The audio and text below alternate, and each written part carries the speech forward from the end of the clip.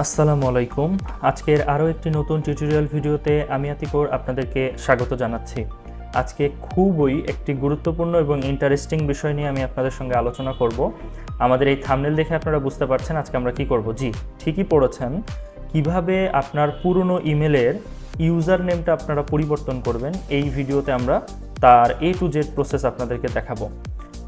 এখন এই প্রসেসটা করার পূর্বে কিছু কমন প্রশ্নের আপনাদের উত্তর দিই, যেগুলো আপনারা এই ভিডিও দেখার পরে করতেন। সেটা হচ্ছে যে ইমেইলের ইউজার নেম যদি পরিবর্তন করি, তাহলে আমরা আগে থেকে যেই জায়গাগুলোয় লগ ইন করে আছি বা অনেকে আছে আমরা যারা সাবস্ক্রিপশন কিনে রেখেছি, তাদের সেগুলো রিমুভ হয়ে যাবে কিনা, অথবা গুগল ফটোস বা গুগল ড্রাইভের মধ্যে আমাদের যে ইনফরমেশনগুলো থাকে এগুলা রিমুভ হবে কিনা।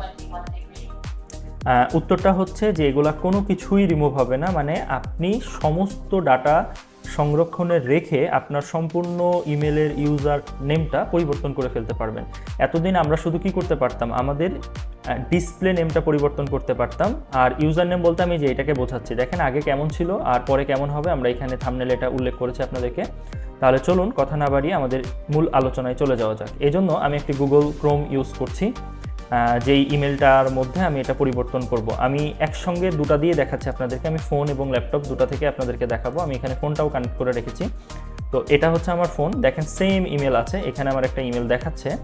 আর এটা হচ্ছে আমি ডেস্কটপে ওপেন করে রেখেছি। তো ফোন থেকে করলেও একই অবস্থানে আছে, আবার ডেস্কটপ থেকেও একই সেম জায়গায় থাকবে। আমি এই জন্য ডেস্কটপ থেকেই দেখাচ্ছি আজকে, যাতে বড় পর্দায় এটা সবাই বুঝতে পারেন। এখান থেকে আপনারা প্রোফাইল আইকনের উপরে ক্লিক করার পরে ম্যানেজ ইওর গুগল অ্যাকাউন্ট এইখানে চলে যাবেন। এখানে আসার পরে আপনি এখান থেকে পার্সোনাল ইনফো বলে যে অপশনটা দেখতে পাচ্ছেন এর মধ্যে আসবেন।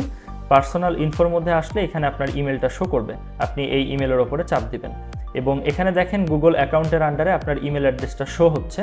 আপনি জাস্ট সিম্পলি এই ইমেল অ্যাড্রেসের উপরে ক্লিক করে দিবেন, মানে আপনার মেন ইমেলের ওপরে ক্লিক করবেন। এবার আপনার কাছে আপনার পাসওয়ার্ডটা তারা চাইবে, এখান থেকে আমি আমার পাসওয়ার্ডটা লিখে দিচ্ছি।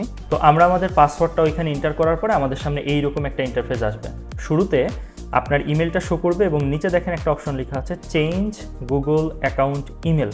আপনি যদি এই বাটনটার উপরে চাপ দেন তাহলে আপনাকে কিছু নির্দেশনা দিচ্ছে। আমি শুরুতেই বলেছি যে আপনাদের কোনো সমস্যা হবে না। আর এখানে একটা বিষয় হচ্ছে, আপনি যদি অ্যাড্রেসটা চেঞ্জ করেন তাহলে 12 মাসের আগে কিন্তু আর পুনরায় পরিবর্তন করতে পারবেন না। তো যারা এটা জেনুইনলি চেঞ্জ করতে চাচ্ছেন শুধু তারাই এই কাজটা করবেন, আর যারা চেঞ্জ করতে চাচ্ছেন না, আপনার আগেরটাই রাখতে চাচ্ছেন, সেটা রাখবেন। এখানে আরেকটা পয়েন্ট উল্লেখ করি, সেটা হচ্ছে মনে করেন আপনার কোনো ফ্রেন্ডের কাছে আপনার পুরনো ইমেলটা আছে, সে আপনার পুরনো ইমেলে যদি মেল পাঠায় তাহলে কিন্তু এখন নতুন যে ইউজার নেম দিয়ে মেলটা খুলছে আমাদের এই ইমেলের মধ্যে সে মেলটা চলে আসবে স্বয়ংক্রিয়ভাবে। অর্থাৎ কোনো ধরনের ঝামেলা ছাড়াই আমরা আমাদের ইমেলের ইউজার নেমটা পরিবর্তন করে নিতে পারবো। তো এইখানে আপনি আপনার এখন ইচ্ছা মতো যে ইমেল ইউজার নেম দিতে চাচ্ছেন সেইটা এখানে লিখে দিবেন। তো আমি এখান থেকে একটা ইউজার নেম তৈরি করলাম, করার পর এখান থেকে জাস্ট চেঞ্জ ইমেল এই বাটনে চাপ দিচ্ছি।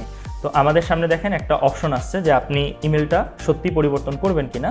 তো আমি জাস্ট এখান থেকে ইয়েস চেঞ্জ ইমেল এই বাটনটার মধ্যে চাপ দিয়ে দিব, তাহলে আমাদের ইমেলটা পরিবর্তন হয়ে যাবে। হ্যাঁ, আমাদের এখন নতুন একটা ইমেল নাম তৈরি হয়ে গেছে আর কি। তো আশা করছি কিভাবে আপনি আপনার জিমেলের ইউজার নেমটা পরিবর্তন করবেন তা আজকের এই ভিডিওটা থেকে বুঝতে পেরেছেন। কথা হবে নতুন আরেকটা কোনো নতুন টিউটোরিয়াল ভিডিওতে। সে পর্যন্ত সবাই ভালো থাকবেন, সুস্থ থাকবেন। আসসালামু আলাইকুম।